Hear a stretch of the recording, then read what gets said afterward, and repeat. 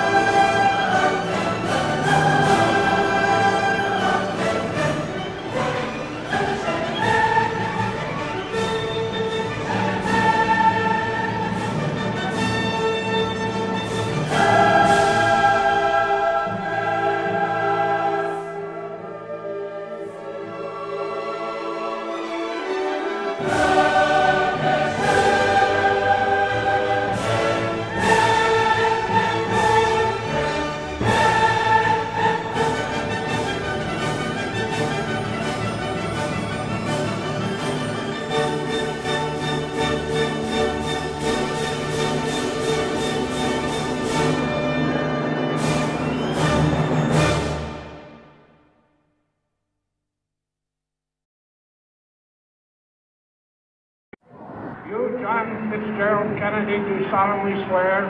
I, John Fitzgerald Kennedy, do solemnly swear. That you will faithfully execute the office of President of the United States. That I will faithfully execute the office of President of the United States. And will, to the best of your ability. And will, to the best of my ability. Preserve, protect, and defend the Constitution of the United States. Preserve, protect, and defend the Constitution of the United States. So help you God. So help me God.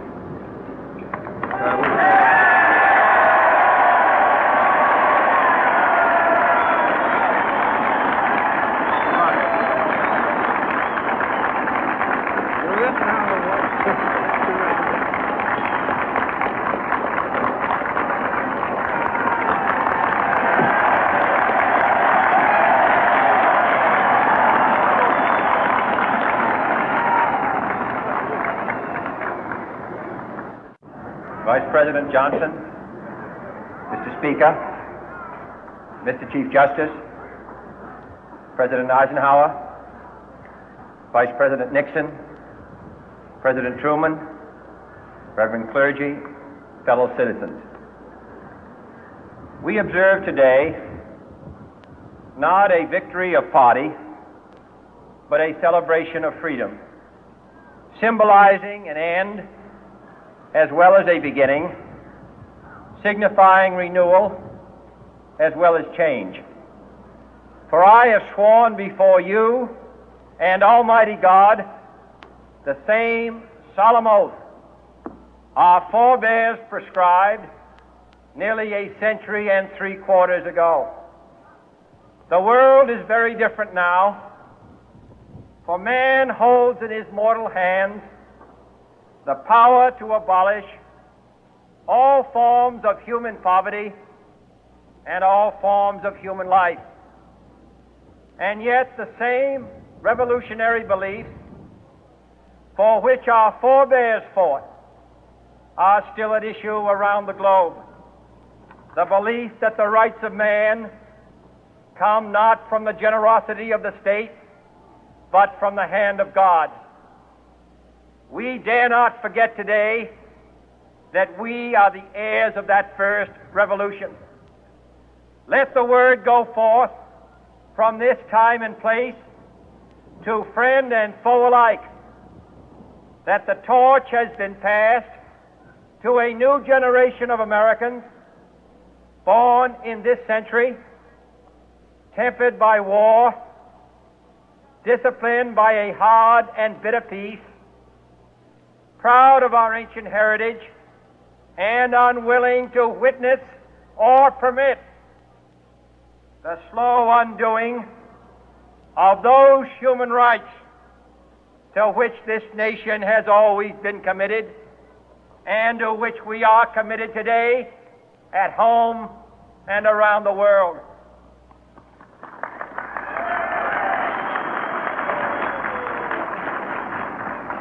Let every nation know, whether it wishes us well or ill, that we shall pay any price, bear any burden, meet any hardship, support any friend, oppose any foe to assure the survival and the success of liberty.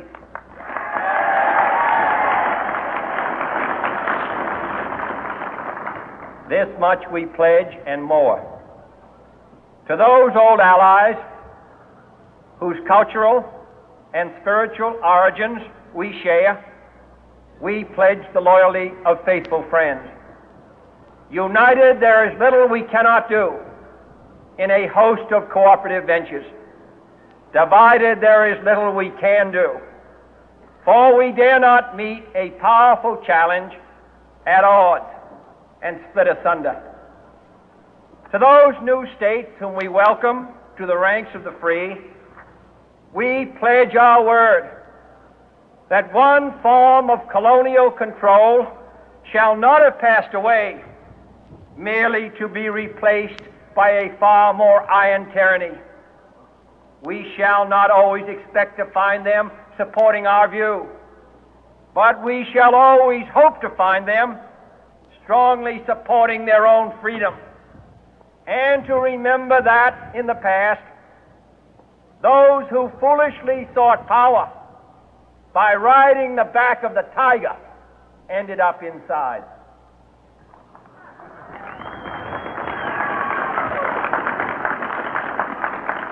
To those people in the huts and villages of half the globe struggling to break the bonds of mass misery, we pledge our best efforts to help them help themselves for whatever period is required, not because the communists may be doing it, not because we seek their votes, but because it is right. If a free society cannot help the many who are poor, it cannot save the few who are rich.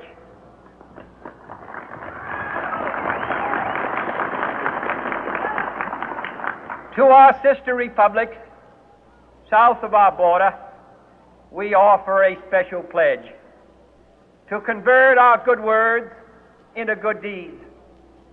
In a new alliance for progress, to assist free men and free governments in casting off the chains of poverty.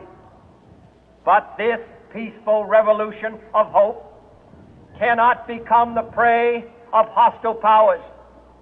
Let all our neighbors know that we shall join with them to oppose aggression or subversion anywhere in the Americas. And let every other power know that this hemisphere intends to remain the master of its own house.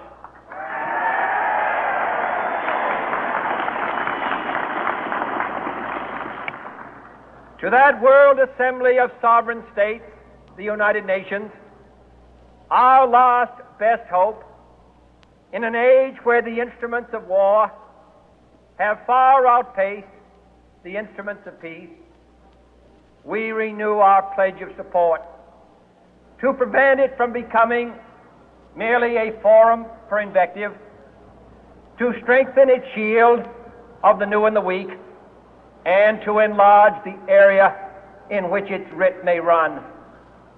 Finally, to those nations who would make themselves our adversary, we offer not a pledge, but a request that both sides begin anew the quest for peace. Before the dark powers of destruction, unleashed by science, engulf all humanity in planned or accidental self-destruction, we dare not tempt them with weakness, for only when our arms are sufficient beyond doubt can we be certain beyond doubt that they will never be employed. But neither can two great and powerful groups of nations take comfort from our present course, both sides overburdened by the cost of modern weapons, both rightly alarmed by the steady spread of the deadly atom, yet both racing to alter that uncertain balance of terror that stays the hand of mankind's final war. So let us begin anew, remembering on both sides that civility is not a sign of weakness, and sincerity is always subject to proof. Let us never negotiate out of fear, but let us never fear to negotiate.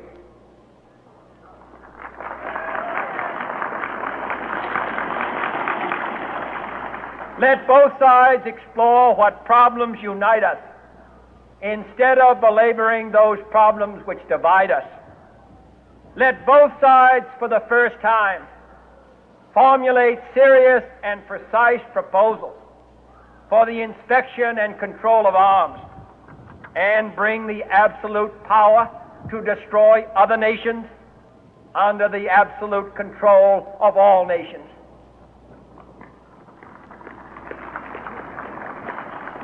Let both sides seek to invoke the wonders of science instead of its terrors. Together, let us explore the stars, conquer the deserts, eradicate disease, tap the ocean depth, and encourage the arts and commerce. Let both sides unite to heed in all corners of the earth the command of Isaiah to undo the heavy burden and let the oppressed go free. And if a beachhead of cooperation may push back the jungle of suspicion, let both sides join in creating a new endeavor, not a new balance of power, but a new world of law, where the strong are just and the weak secure and the peace preserved. All this will not be finished in the first 100 days, nor will it be finished in the first 1,000 days, nor in the life of this administration, nor even perhaps in our lifetime on this planet. But let us begin.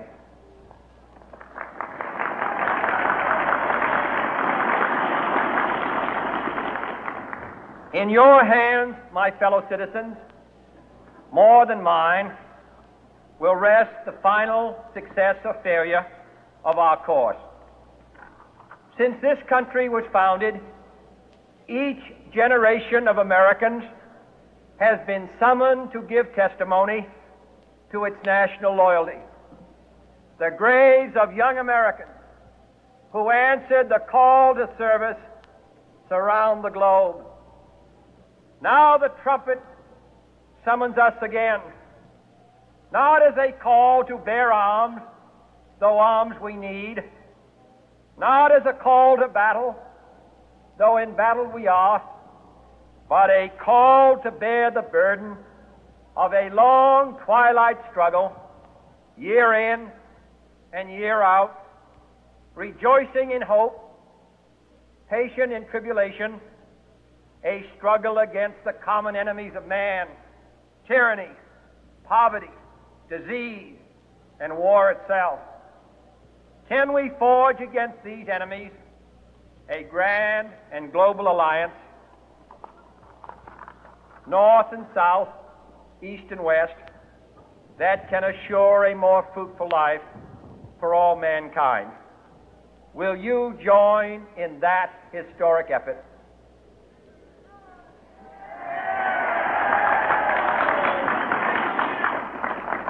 In the long history of the world, only a few generations have been granted the role of defending freedom in its hour of maximum danger.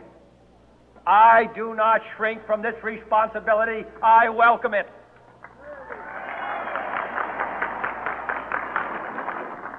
I do not believe that any of us would exchange places with any other people or any other generation. The energy, the faith, the devotion which we bring to this endeavor will light our country and all who serve it. And the glow from that fire can truly light the world. And so, my fellow Americans, ask not what your country can do for you. Ask what you can do for your country.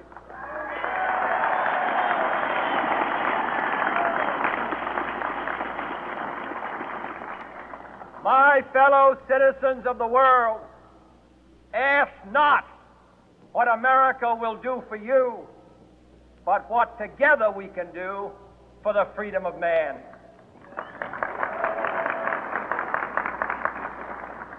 Finally, whether you are citizens of America or citizens of the world, ask of us here the same high standards of strength and sacrifice which we ask of you.